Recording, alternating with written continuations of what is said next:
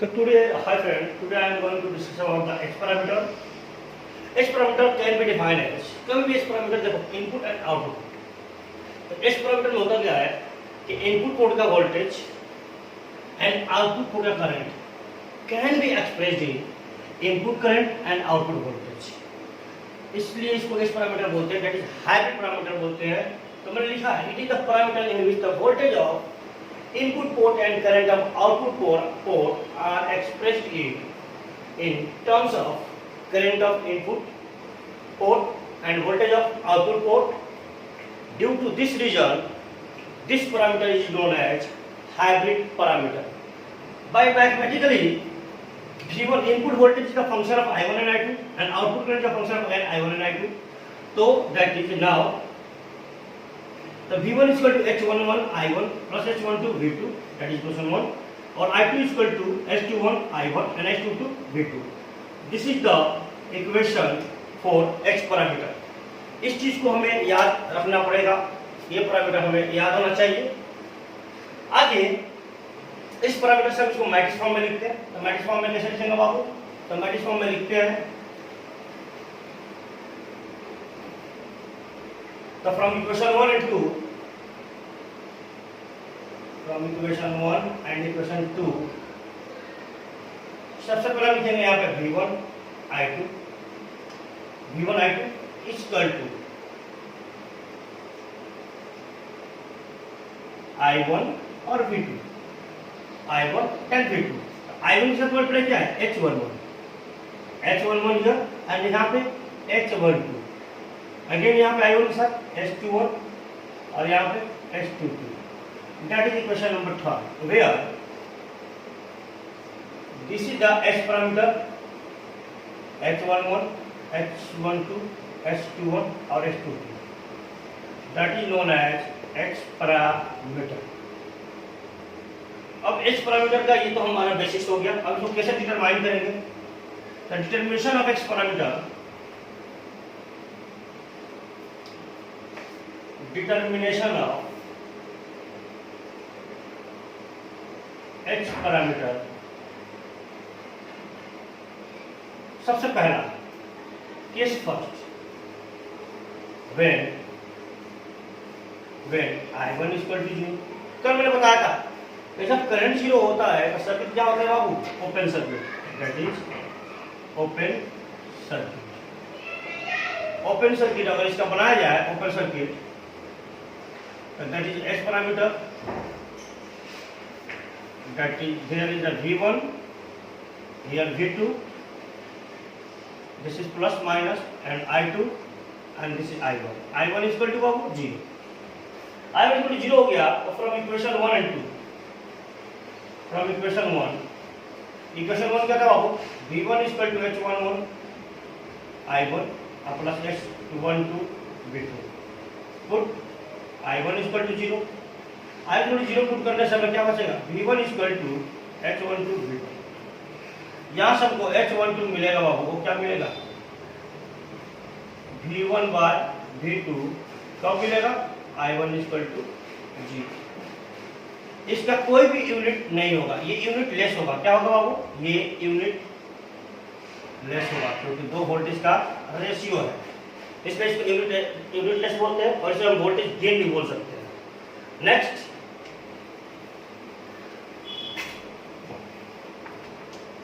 From equation 2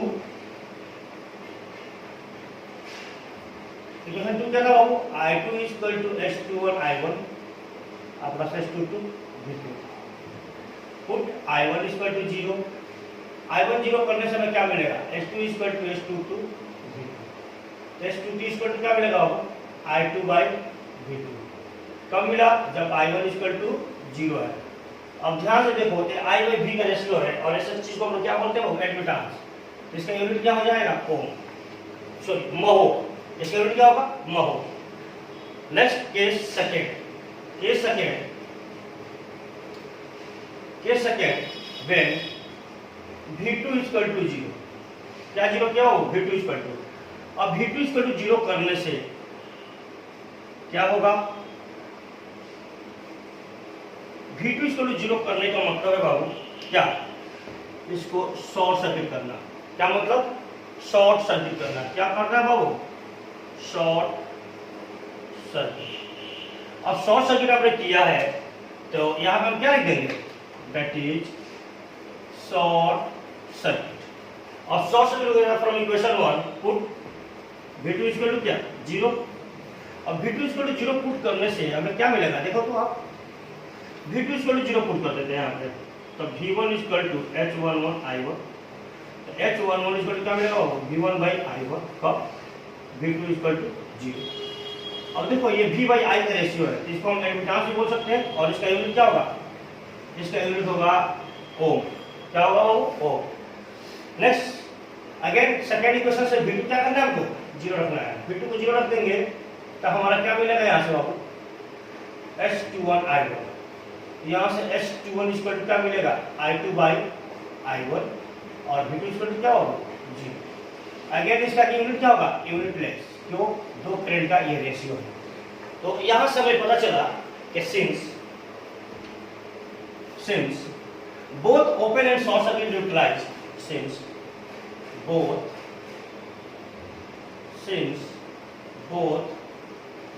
open and short circuit are neutralized, therefore this parameter is also known as hybrid parameter. क्या होगा वो? Hybrid parameter.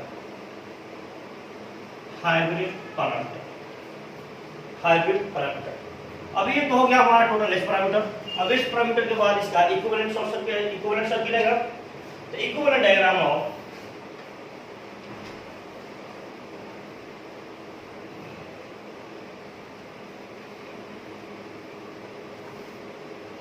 Equivalent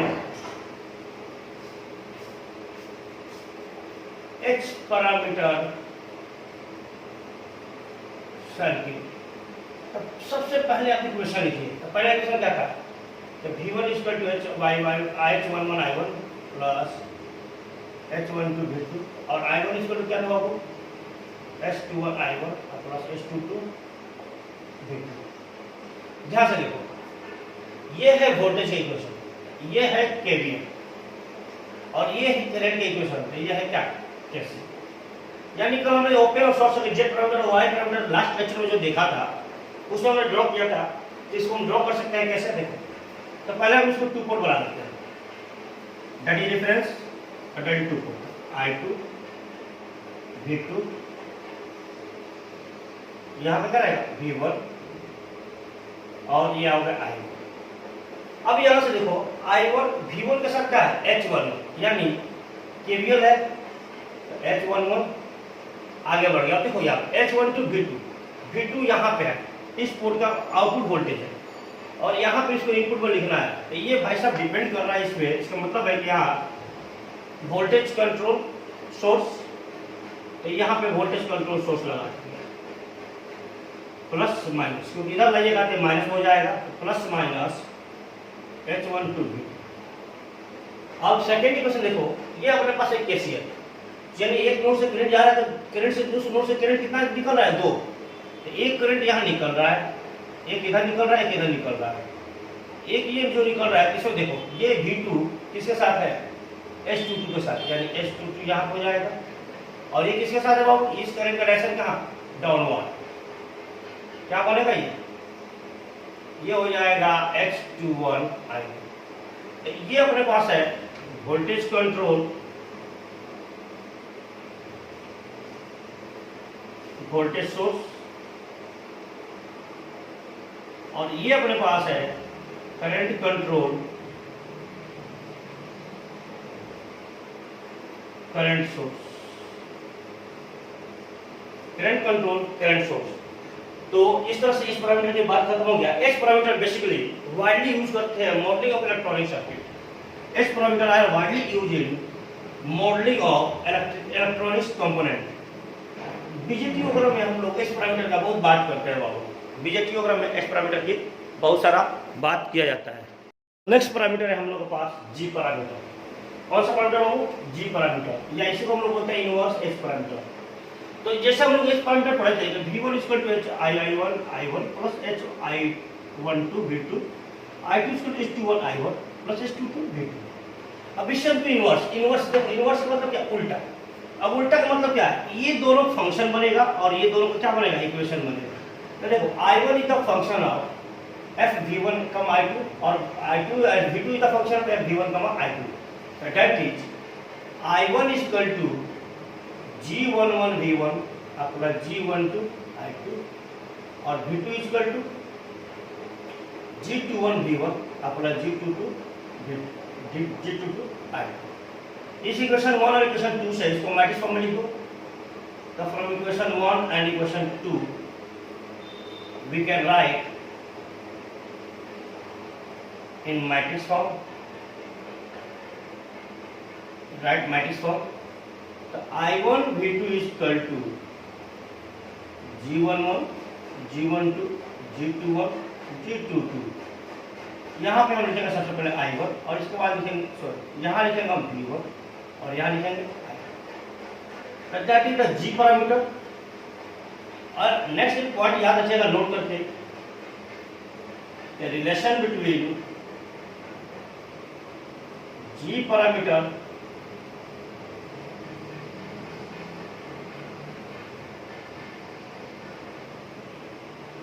and H parameter, relation between G parameter and H parameter। तो G parameter जो होता है inverse बोल रहे हो, H parameter क्या करना है? इनवर्स। मैट्रिक्स इनवर्स कर दीजिएगा तो आपको ये पॉइंट दोनों के दोनों H parameter और G parameter के बीच का रिलेशन निकल जाता है। Next parameter is the ABCD parameter. This is the parameter number 5. ABCD parameter या transmission line parameter या इसको बोला जाता है T parameter। T parameter. So this is the most important parameter for the analysis of transmission line in electrical system, and this parameter expressing the input variable that is V1 I1 in terms of V2 into I2। अब इस parameter में एक यहाँ पे negative sign होता है। ये negative sign इसलिए आता है बाबू क्योंकि ट्रांसफर लाइन में करंट क्या होता है? हमेशा इनपुट से आउटपुट की तरफ जाता है। तो चूंकि करंट का डायरेक्शन आप यहाँ पे उल्टा लेते हो इसलिए इसको नेगेटिव यहाँ मार्क किया जाता है। क्या मार्क किया जाता है? नेगेटिव मार्क किया जाता है। करंट की एक्चुअल डायरेक्शन क्या होता है? ये होता है, बट आपने क्या डायरेक्शन लिया है? ये, इसलिए यहाँ पे नेगेटिव लिखा जाता है। तो इस दोनों इक्वेशन से लिखोगे that is V1 is equal to A V2 minus BI2 equation 1 and I1 is equal to C V2 minus DI2। that is equation number 1 and equation number 2। तो इस पैरामीटर को हम लोग ट्रांसमिशन लाइन पैरामीटर भी बोलते हैं क्योंकि transmission line analysis में बहुत ज्यादा यूज किया जाता है, इसलिए इसको ट्रांसमिशन लाइन पैरामीटर भी बोलते हैं। अब इस पैरामीटर को डिटरमाइन करना है। क्या करना है? वो डिटरमाइन करना है। डिटरमाइन दिस पैरामीटर,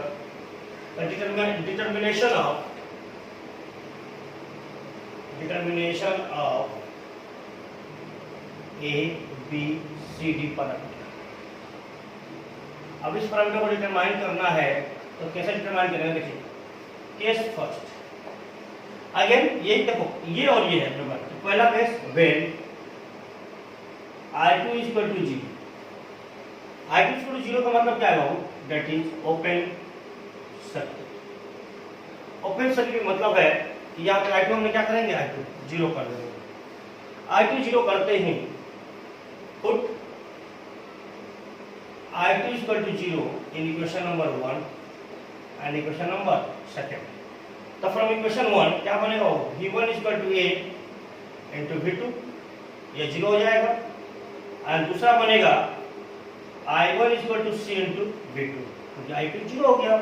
तो यहाँ से A is equal to क्या मिलेगा? V1 by V2। क्या 0 रखे हो बाबू? I2 0 रखे हो। अगेन ये यूनिट लेस होगा। क्या होगा? ये यूनिट लेस होगा, या कोई यूनिट नहीं होगी। दूसरा C equal to I1 by V2, क्या 0 की होगा? वो I2 0 की होगी। अगेन इसका यूनिट क्या होगा? महो होगा। क्या होगा? Mho. Next case second. When V2 is equal to 0, V2 is equal to 0 का मतलब क्या है? That is short circuit, that is short circuit. और शॉर्ट सर्किट हो गया तो V2 is equal to put V2 is equal to 0 in equation number किसमें 1 and equation number 2। तो पहला इक्वेशन से बनेगा V1 is equal to 0 minus di2, यहाँ से B कितना मिलेगा माइनस V1 बाई I2, क्या जीरो किया बाबू V2 जीरो किया, यूनिट क्या मिलेगा इसका ओम, क्या यूनिट मिलेगा बाबू ohm. From equation 2 I1 is equal to 0 minus di2, तो d is equal to बाबू माइनस I1 बाई I2 और V2 is equal to क्या होगा 0। अगेन इस क्या होगा यूनिटलेस, क्या होगा यूनिटलेस।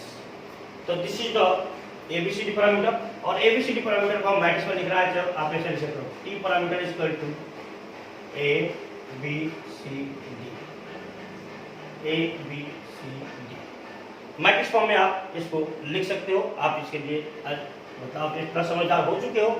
नेक्स्ट अपने पास है बाबू इनवर्स T पैरामीटर। कौन सा parameter Babu inverse T parameter, that is last parameter of this topic, inverse T parameter. ये बस केवल आप फार्मूला याद रखिएगा, कभी कभी कहीं पूछ लेता है रेयरली ABCD पैरामीटर। बाकी 4 पैरामीटर आपको हमेशा याद रखना है, और वो 4 पैरामीटर है बाबू Z parameter, Y parameter, H parameter and ABCD parameter, मतलब T पैरामीटर।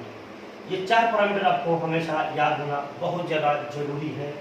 इसी 4 पैरामीटर से कंपटीशन में लॉट ऑफ क्वेश्चन पूछा जाता है, और इसके बाद वाला लेक्चर में जो क्वेश्चन पूछा जाएगा वो आता है रेसिप्रोसिटी एंड सिमेट्रिसिटी।